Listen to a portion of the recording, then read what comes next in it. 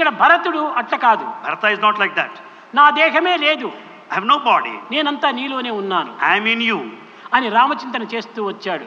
He went on thinking of Rama all the while. ఇది బ్రహ్మవిత్ బ్రహ్మైవ భవతి. No other Brahman becomes Brahman himself. ఈ 14 సంవత్సరములకు రామచింతన చేస్తూ రాగా రాముని వలె ఈ భరతుడు కూడా నీలమేఘ శ్యాముడైపోయాడు. As Bharata went on thinking of Rama for 14 years, he looked like Rama రథమును exactly. తీసుకొని ఈ యొక్క సరయూ నది తీరమునకు వెళ్ళాడు ఇసుక దిన్నెల పైన. He went in a chariot along the shores of Sarayu river.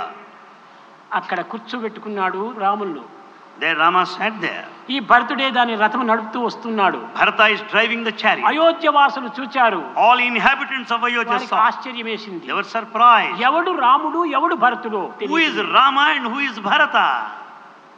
అన్ని విధాలు కూడా రాముల వలె తయారైపోయాడు. Bharata is exactly looking like Rama యతివేషమును ధరించాడు. in the form of a sage. ఈ యొక్క వెంట్రుకలంతా కూడా చాలా జడలు కట్టినాయి. The hairs are with all full of 4 locks. రాములకు జడలు కట్టినాయి. Rama also like that. అంత సాక్షాత్ రాములుగా He తయారైపోయాడు. is exactly looking like Rama. ఆ పురవాసులంతా వచ్చి రాములకు గార్లాండ్ లో మాలలు వేసి నమస్కరించి స్వాగతం చేయాలని వచ్చారు.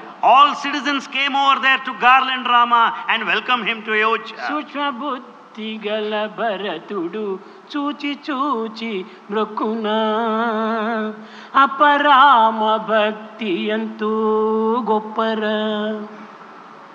ఆ సూక్ష్మబుద్ధి గల భరతుడు చూచాడు.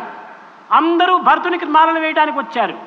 Intelligent Bharata watched this. Everyone was prepared to ఆ garland యొక్క Bharata. తత్వాన్ని చక్కగా గుర్తించి భరతుడు అన్నగారు వెనుకలు ఉన్నారు వారికి వేయండి అన్నాడు. Bharata understood what all that is happening. అప్పుడు అతను రాముడు ఇతను భరతుడు అని అందరికీ తెలిసింది. Bharata pointed out towards Rama. Then people understood who is Rama. కనుక అంత సూక్ష్మ బుద్ధి కలిగినటువంటి వారు ఆ సోదరులు. They are so intelligent అందరూ brothers. దైవాంశ సంభూతులే, All are the sparks of divine. ఎవ్వరూ సామాన్యులు car. They are not ordinary.